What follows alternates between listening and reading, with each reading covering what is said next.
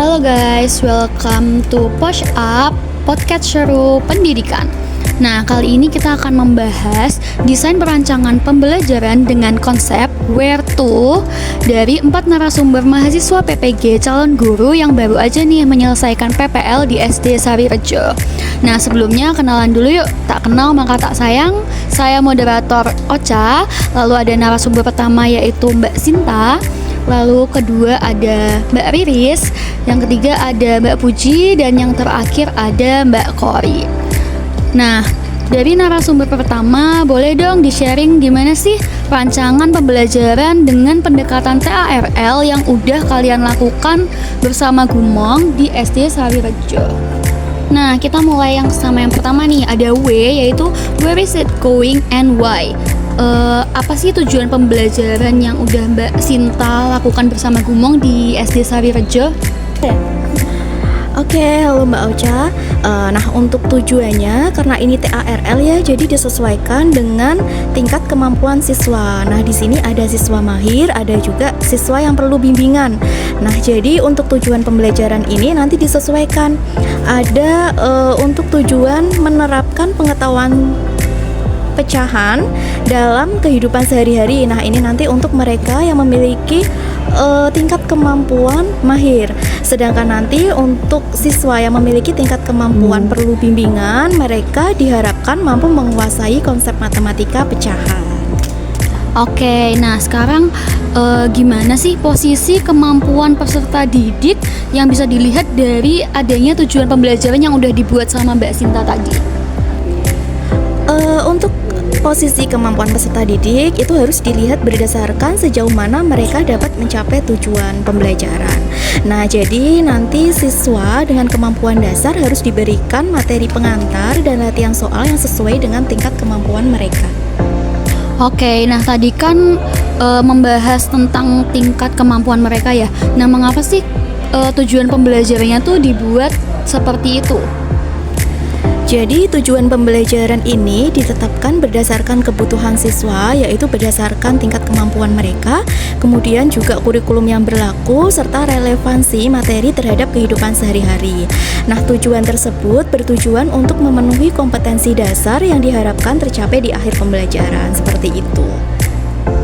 Nah, dari 6 unjuk kerja nih, bisa ditentuin nggak tuh Mbak Sinta unjuk kinerja yang mana yang diterapkan dalam pembelajaran TARL di SD Sarirejo kemarin? Oke, jadi unjuk kinerja ini itu merupakan bentuk tindakan atau prestasi yang nantinya harus dicapai siswa untuk menunjukkan bahwa mereka telah memahami materi. Jadi nanti unjuk kinerjanya ini diharapkan mereka bisa melakukan presentasi di depan kelas atau laporan terkait dengan tugas yang telah diberikan untuk mencapai tujuan pembelajaran yang telah dibuat, begitu. Oke, baik. Nah, untuk kriteria nilainya nih, dari segi apa sih hal-hal yang dalam pembelajaran tuh yang dinilai untuk dipahami guru? Jadi nanti untuk kriteria yang dinilai itu adalah bagaimana kemampuan mereka dalam menyelesaikan soal matematika tentang pecahan, serta bagaimana mereka menyusun langkah-langkah dalam menyelesaikan soal tersebut, hingga menerapkan pengetahuan matematika tentang pecahan ini, jadi konsep dasar matematika ini dalam konteks masalah nyata. Wah, bagus banget ya jawaban permulaan kita ini dari narasumber pertama yaitu Mbak Sinta. Nah, sekarang kita next ke narasumber kedua yang akan membahas tentang H, yaitu hook the students. Oke, nah sekarang kita udah sama narasumber kedua nih. Halo Mbak Riris, kita mulai aja langsung. Gimana sih caranya untuk melibatkan semua peserta didik untuk membuat ide-ide besar dan juga untuk melakukan unjuk kinerja dari pengalaman PPL yang sudah dilaksanakan kemarin? Halo Ocha. Oke, untuk menggugah pemikiran atau untuk melibatkan semua peserta didik dalam ide-ide besar dan melakukan unjuk kinerja itu dengan menggunakan pendekatan yang relevan dan menarik sehingga mereka atau peserta didik ini dapat melibatkan diri dalam ide-ide besar. Misalnya, mengaitkan materi dengan kehidupan sehari-hari atau peristiwa yang aktual. Nah, kemudian juga menggunakan metode pembelajaran berbasis proyek yang melibatkan siswa dalam pemecahan masalah yang nyata. Nah, itu diantaranya cara untuk membuat peserta didik melibatkan diri dalam ide-ide besar dan juga unjuk kinerja. Oke, nah sekarang bisa tolong gambarkan nggak sih situasi yang gimana atau situasi bagaimana yang bisa melibatkan peserta didik untuk membuat ide-ide besar yang menarik, konkret, dan juga bermakna? Baik, nah situasi yang dapat melibatkan peserta didik untuk membuat ide-ide besar yang menarik, konkret, dan penting itu caranya guru menyajikan situasi yang menghubungkan ide-ide besar dengan tantangan nyata di dunia atau yang biasa mereka hadapi di kehidupan mereka sehari-hari. Contohnya dengan pembelajaran berbasis masalah atau problem based learning yang memerlukan pemecahan masalah yang relevan dengan kehidupan mereka. Misalnya isu-isu lingkungan atau teknologi yang mereka itu dekat dengan hal-hal yang tersebut. Kemudian juga untuk menyajikan proyek kolaboratif yang melibatkan analisis kasus seperti diskusi kelompok, itu bisa salah satunya untuk melibatkan peserta didik dalam membuat ide-ide besar yang menarik. Untuk pendekatan yang digunakan seperti apa ya untuk menghasilkan minat dan keingintahuan terhadap materi yang diajarkan? Pendekatan yang bisa dilakukan guru agar menghasilkan minat dan keingintahuan peserta didik terhadap materi yaitu dengan menyampaikan materi dengan pendekatan yang variatif dan interaktif. Misalnya, memulai dengan pertanyaan yang menantang atau situasi yang memicu rasa ingin tahu. Kemudian juga bisa memanfaatkan media yang menarik seperti video, eksperimen, diskusi kelompok, dan mengaitkan materi dengan minat siswa. Cara yang lain dengan memberikan kebebasan kepada siswa untuk memilih topik yang relevan dengan minat mereka. Nah, itu adalah memerlukan juga kemahiran dari guru dalam melakukan pendekatan yang variatif dan interaktif sehingga mereka peserta didik ini berminat atau ingin tahu terhadap materi yang akan disajikan. Oke, nah pastikan kalau saat pembelajaran itu kan tidak luput dari keadaan pembelajaran yang terasa sulit ya Mbak Riris ya. Nah, ada nggak sih peluang-peluang kayak seperti apa yang bisa menopang minat belajar peserta didik? Baik, ketika keadaan pembelajaran terasa sulit atau peserta didik sulit untuk mencerna atau pemahaman mereka sulit terhadap materi, guru bisa memberikan dukungan dan peluang untuk eksplorasi yang memungkinkan peserta didik merasa berhasil meskipun materinya terasa sulit. Misalnya, menerapkan pembelajaran berbasis proyek atau tugas yang memberikan kesempatan untuk menunjukkan pemahaman secara praktis. Jadi, mereka tidak hanya sekedar teori, tapi melakukan. Kemudian juga bisa menyediakan sesi tanya jawab atau diskusi untuk membantu siswa memahami materi yang sulit. Oke, sekarang bicara tentang hambatan nih Mbak. Apa saja sih hambatan yang dapat menimbulkan kecilnya pengambilan resiko, rendahnya imajinasi, dan juga kurangnya berani untuk mempertanyakan ketidakmampuan dalam memutuskan? Oke, bicara terkait hambatan yang sering terjadi dalam kegiatan pembelajaran itu terkait dengan ketakutan akan kegagalan, kemudian juga kurangnya rasa percaya diri atau pola pikir yang kaku. Misalnya ketakutan akan nilai atau penilaian yang tidak memadai. Kemudian juga kurangnya kebebasan dalam memilih cara belajar, stigma sosial atau tekanan untuk mengikuti apa yang dianggap benar oleh orang lain. Nah, itu tapi ada solusinya untuk menghadapi hambatan tersebut.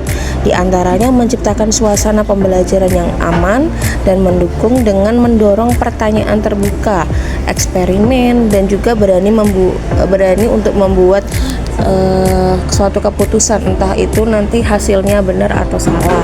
Jadi guru bisa memberikan kesempatan pada peserta didik untuk lebih mengeksplor kemampuannya. Wow, keren banget ya jawaban dari narasumber kedua kita tentang tadi hook the student. Jadi kita bisa tahu bagaimana sih keadaan atau kondisi peserta didik saat pembelajaran menggunakan pendekatan yang udah dilakukan pada saat narasumber melakukan kegiatan PPL. Oke, next yang ketiga, sekarang kita ada yaitu explore, equip, dan juga experiments. Nah, kita akan belajar membahas tentang pengalaman nih. Oke, lanjut ke narasumber ketiga, yaitu ada Mbak Kori. Halo Mbak Kori. Nah, tadi kan kita udah membahas tentang W dan H. Sekarang kita ke E, yaitu ada explore dan experience.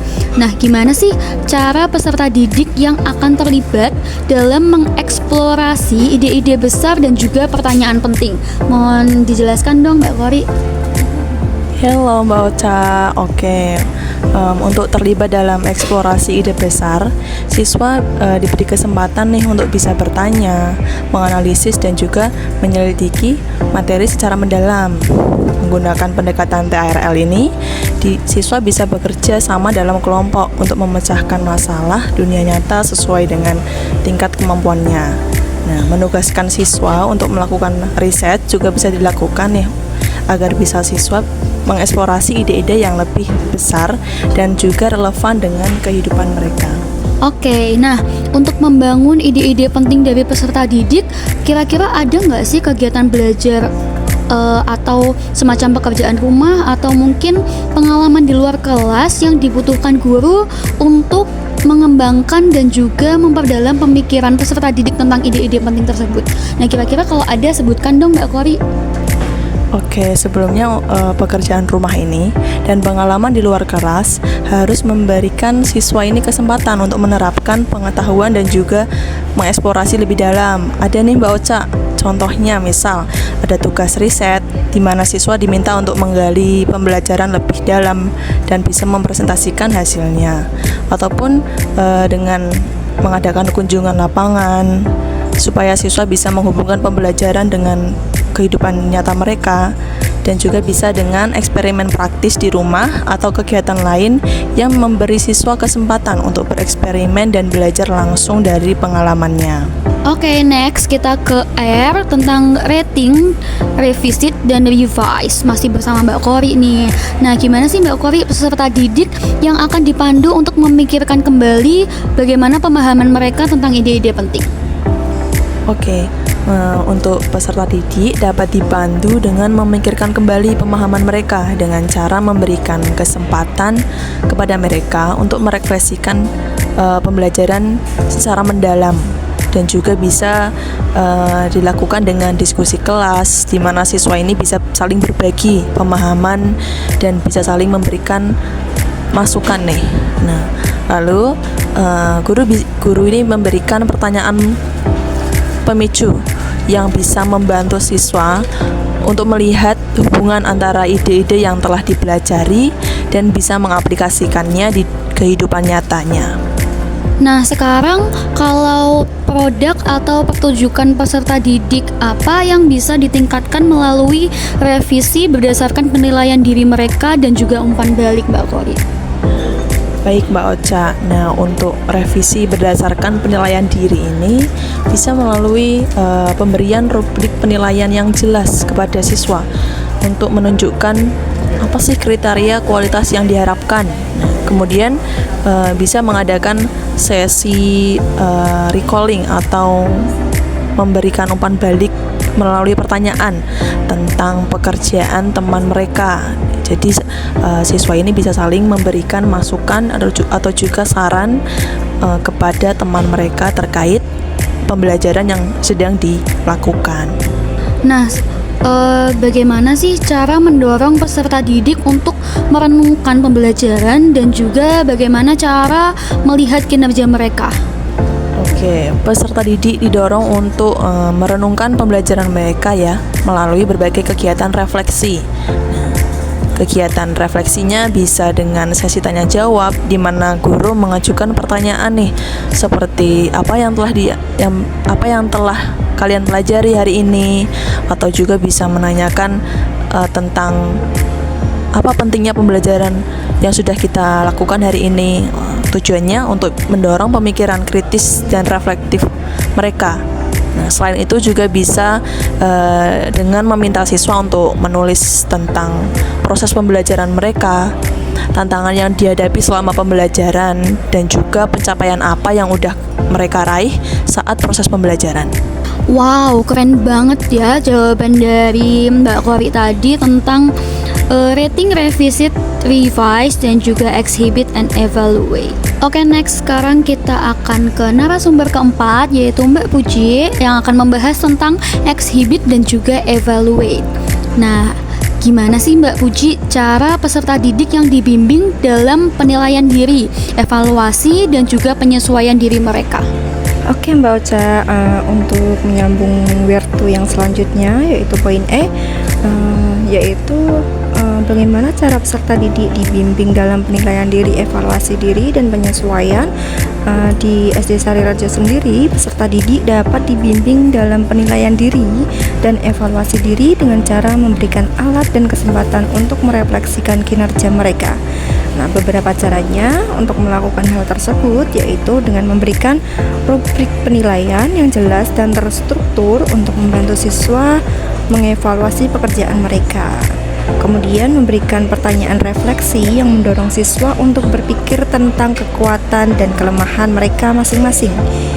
Kemudian yang selanjutnya, guru kelas atau guru yang setelah mengajar itu memberikan sesi umpan balik konstruktif, di mana siswa menerima masukan dari guru atau teman sekelas untuk membantu mereka melihat area yang perlu diperbaiki. Seperti itu Mbak Ocha. Oke, nah sekarang bagaimana sih peserta didik itu akan terlibat dalam evaluasi di akhir untuk mengidentifikasi diri mereka dan juga menetapkan tujuan dari masa depan mereka untuk memiliki semangat belajar yang akan mereka temukan? Baik Mbak Ocha, untuk selanjutnya bagaimana peserta didik akan terlibat dalam evaluasi diri untuk mengidentifikasi diri, menetapkan tujuan masa depan, dan memiliki semangat belajar. Nah, untuk itu evaluasi diri akhir dapat dilakukan dengan memberikan kesempatan bagi siswa untuk melakukan refleksi mendalam terhadap pembelajaran mereka. Beberapa pendekatan untuk melibatkan siswa yaitu ada beberapa, yaitu portofolio pembelajaran, di mana siswa mengumpulkan karya mereka sepanjang periode tertentu, kemudian menilai pencapaian dan perkembangan mereka. Lalu siswa dapat melihat kembali pekerjaan mereka dan merenungkan kemajuan yang telah dicapai.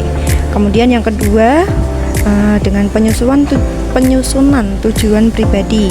Berdasarkan evaluasi diri, siswa dapat menetapkan tujuan masa depan untuk perbaikan dan pengembangan. Misalnya, apa yang ingin dicapai dalam pembelajaran itu pada peserta didik. Kemudian melakukan diskusi reflektif, yaitu dengan mengadakan sesi diskusi atau wawancara individual untuk membantu siswa mengidentifikasi keberhasilan dan area yang perlu diperbaiki.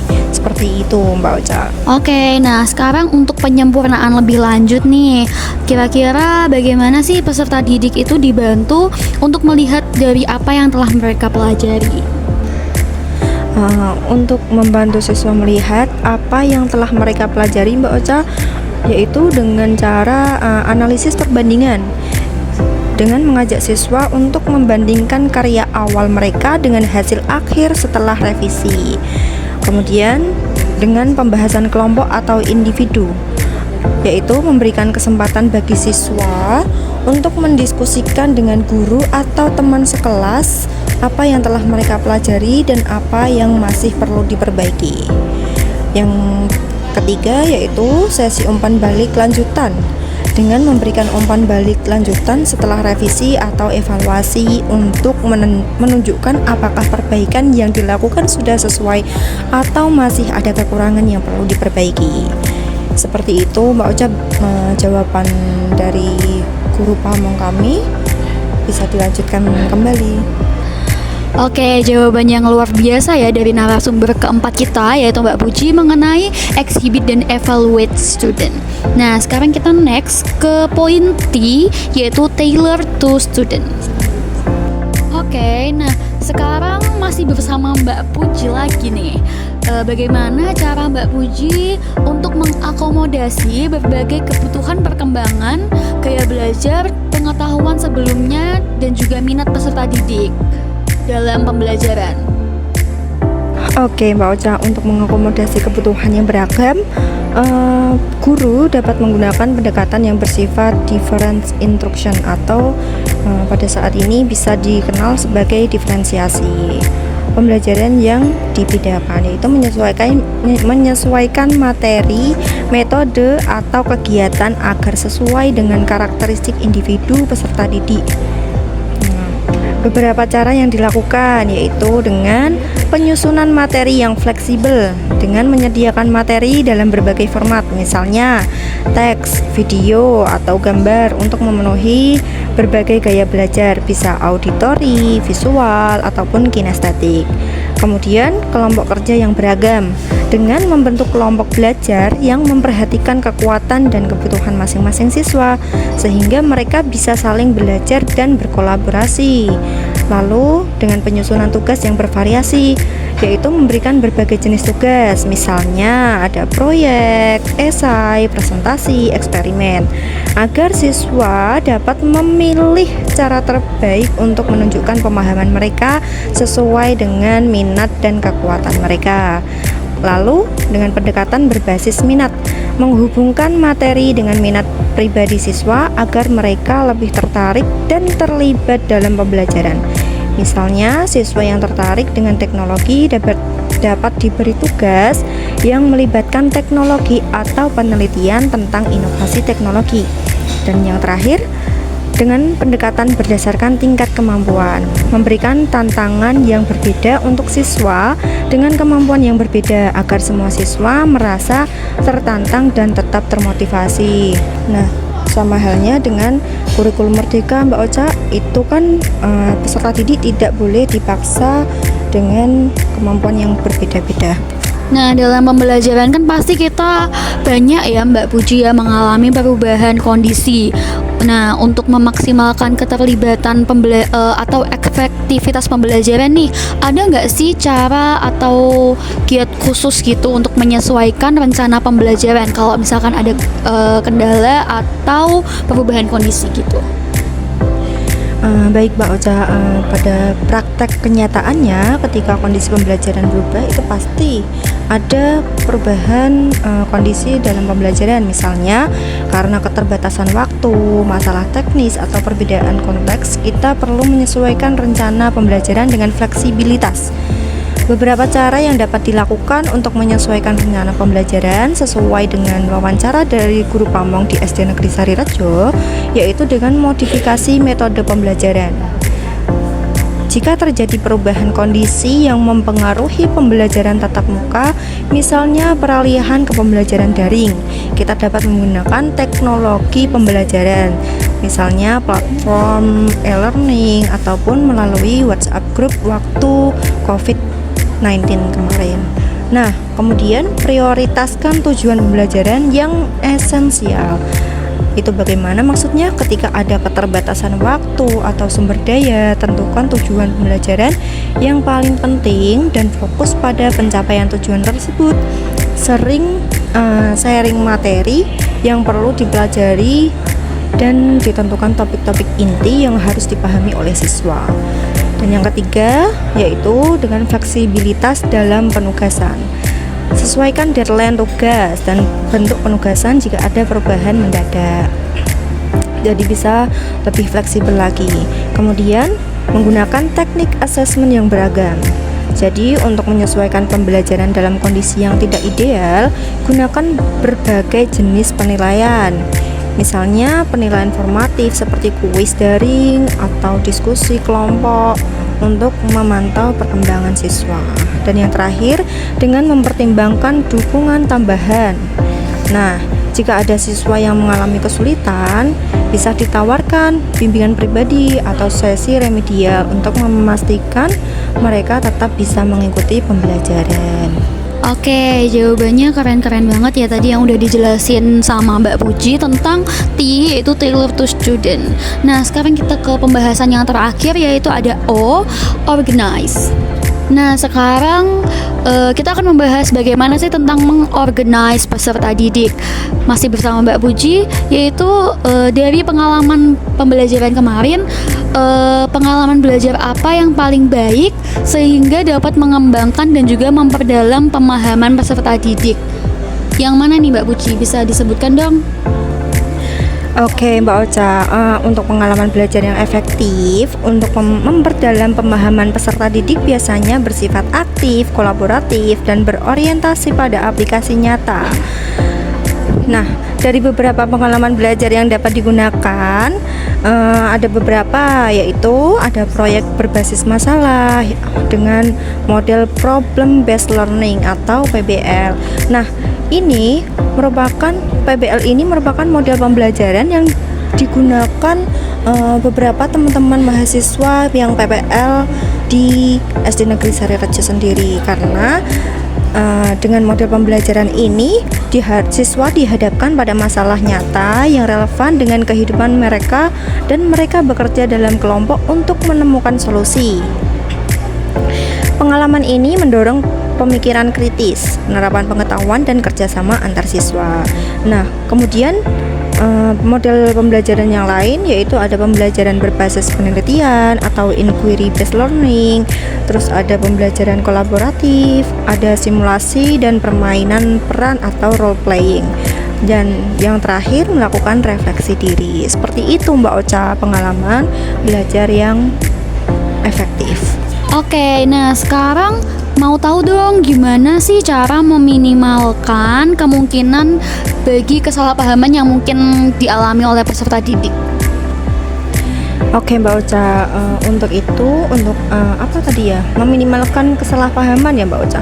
Untuk meminimalkan kesalahpahaman dalam pembelajaran, baik saat mahasiswa PPL ini praktek maupun dari observasi atau wawancara di guru pamong kami, yaitu penting untuk memperjelas instruksi dan memberikan kesempatan bagi siswa untuk bertanya serta memperoleh umpan balik. Nah, beberapa caranya yaitu dengan penggunaan instruksi yang jelas dan terstruktur, yaitu dengan memberikan instruksi yang jelas dan mudah dipahami serta memastikan bahwa siswa memahami apa yang diharapkan dari mereka. Kemudian dengan pemberian kesempatan untuk bertanya. Jadi peserta didik harus diberikan kesempatan bertanya seluas-luasnya atau dibuka selebar-lebarnya gitu ya Mbak Ocha. Kalau pintu silahkan masuk, seperti itu. Kemudian memberikan umpan balik yang konstruktif dan tepat waktu. Dan yang selanjutnya dengan penggunaan berbagai metode untuk menjelaskan materi, misalnya yang visual untuk yang anak bergaya belajar visual, auditori, dan kinestetik. Kemudian yang terakhir dengan pembelajaran bertahap atau scaffolding, mengajarkan konsep atau keterampilan secara bertahap, dimulai dari yang lebih sederhana dan secara bertahap menuju materi yang lebih kompleks. Hal ini membantu siswa membangun pemahaman yang kuat dan menghindari kebingungannya, karena untuk anak SD banyak masih dasar sekali. Seperti itu Mbak Ocha. Oke, next kita mau tahu jawaban dari Mbak Puji tentang bagaimana sih cara mengatur dan juga mengurutkan pengajaran dalam pembelajaran kemarin untuk memaksimalkan keterlibatan dan juga efektivitas di dalam pembelajaran. Coba dong dijelasin Mbak Puji. Baik, ini sesi terakhir ya Mbak Ocha, pertanyaan terakhir penutup, karena mungkin teman-teman juga sudah mulai agak ngantuk mungkin ya, ngopi-ngopi dulu Mbak Ocha. Oke, dari pertanyaan yang terakhir dari Mbak Ocha, agar pengajaran dan pembelajaran berjalan efektif, penting untuk memiliki struktur yang jelas, tujuan yang terdefinisi, dan variasi dalam metode pembelajaran. Beberapa langkah yang dapat dilakukan untuk mengatur dan mengurutkan pembelajaran, yaitu dengan menyusun perancangan yang struktur dan berurutan, yaitu merancangkan setiap langkah pembelajaran dengan jelas dan memastikan bahwa materi dan kegiatan disusun dengan urutan yang logis. Lalu dengan penggunaan variasi metode dan media, karena untuk anak SD sendiri media itu diperlukan, apalagi untuk media konkret. Dan yang ketiga yaitu fokus pada tujuan pembelajaran yang jelas. Menyusun tujuan pembelajaran yang spesifik dan terukur di awal sesi agar siswa tahu apa yang diharapkan dari mereka. Lalu memberikan waktu untuk refleksi dan diskusi. Setelah setiap kegiatan atau sesi pembelajaran, memberikan waktu untuk refleksi dan diskusi kelompok agar siswa bisa merenungkan apa yang telah mereka pelajari dan bagaimana mereka bisa mengaplikasikannya. Lalu yang terakhir, dengan pengelolaan waktu yang efektif. Jadi harus mengatur durasi setiap kegiatan dengan bijak agar siswa tidak merasa tertekan atau bosan. Sesekali bisa dikasih ice breaking. Seperti itu Mbak Ocha. Sesi penutup untuk diskusi kita podcast ya Mbak. Oke, sampailah kita di penghujung dari Push Up Podcast Seru Pendidikan. Nah, tadi keren-keren banget ya jawaban dari keempat narasumber kita mengenai pembelajaran yang telah mereka lakukan pada kegiatan PPL di SD Sawirejo. Nah, tadi kita sudah belajar tentang konsep where to yang sudah mereka lakukan di pembelajaran. Nah, sebagai penutup, foto di kapal selam gayanya lebay. See you next time dan bye-bye.